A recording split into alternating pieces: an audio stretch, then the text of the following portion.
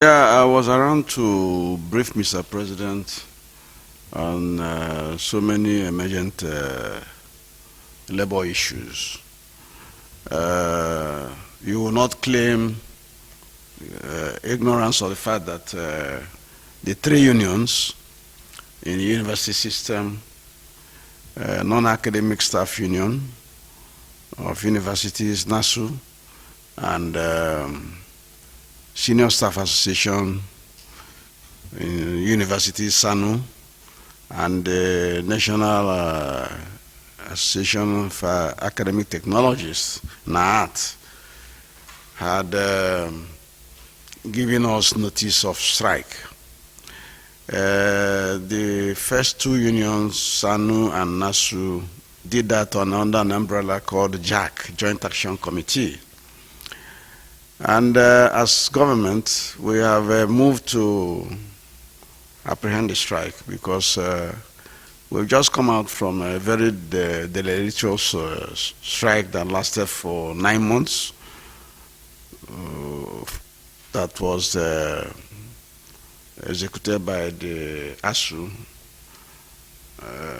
the academic staff of Nigerian universities. So in consonance with the labor laws, we have apprehended both strike. They gave us straight dispute notice.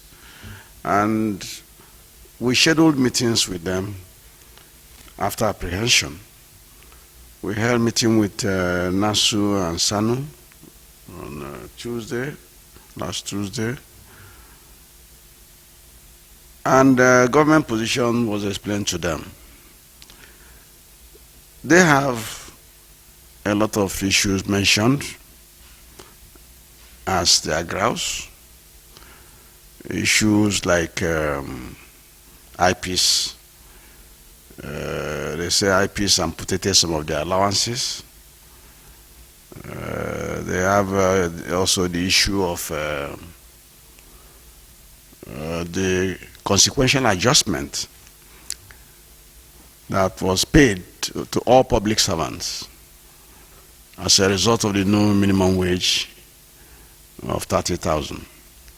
So this other staff above level 1, so starting from level 2, had consequential adjustment up to level 17.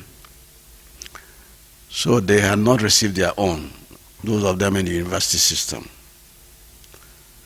That was an inadvertent omission, and it was explained to them that even without their prompting, without their even trying to go on strike, government on its own have computed the amount involved up to January, that's with effect from 19th April 2019, when the minimum wage took effect, to January 2020.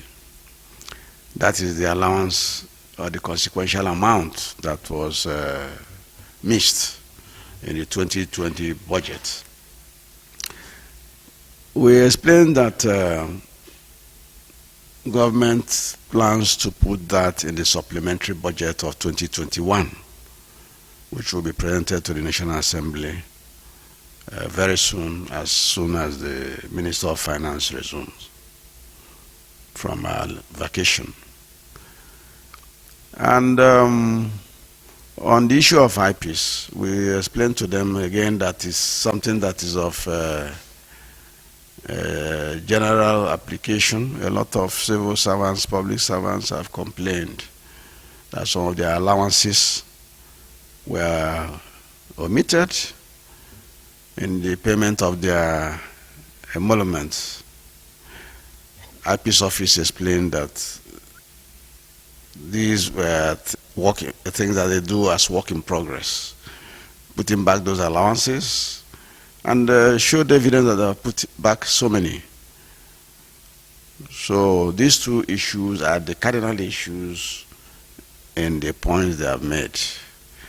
Other issues like non-constitutional visitation panel that have been done, poor funding of state universities has been addressed by the government tinkering and trying to alter the NUC Act, and that one is already gone to committee to the National Assembly, the various committee for final distillation. So in the main, after conferring with my president, we are telling the unions not to carry out the action, because that action will run counter to ILO statutes on social dialogue and principles at work, because their employers have listened, they have brought them to the table. So for Ssanu and Nasu,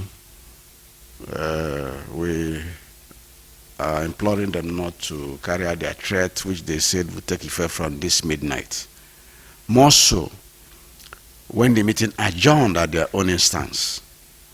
And just this morning, I have received a letter from them giving us a new date for the continuation of the dialogue.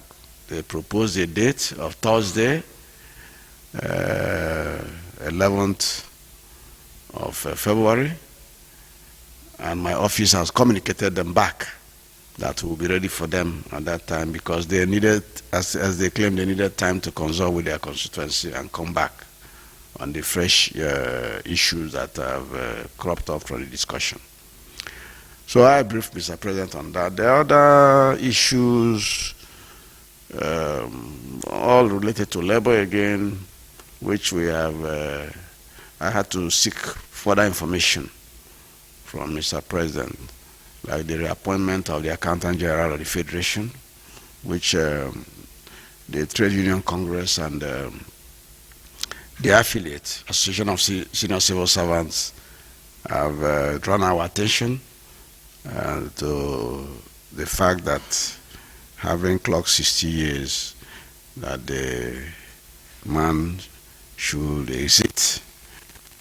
But we have had 2 meetings on that, and I've educated them that the 1991 Constitution is the supreme law of the land, is the grand norm. All other laws flow from it, and any law that is in conflict with the provision of the Constitution doesn't stand, is struck down.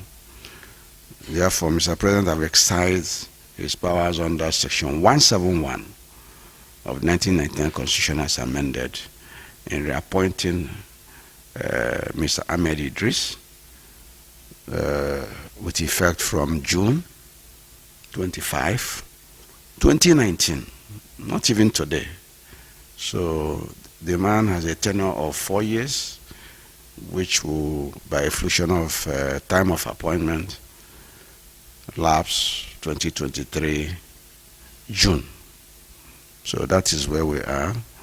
And I think these are the pertinent issues for consumption by the Nigerian public and my constituency, the labor leaders. So I'm going to invite them again, and we'll hold further discussions on that. So that is it. Thank you.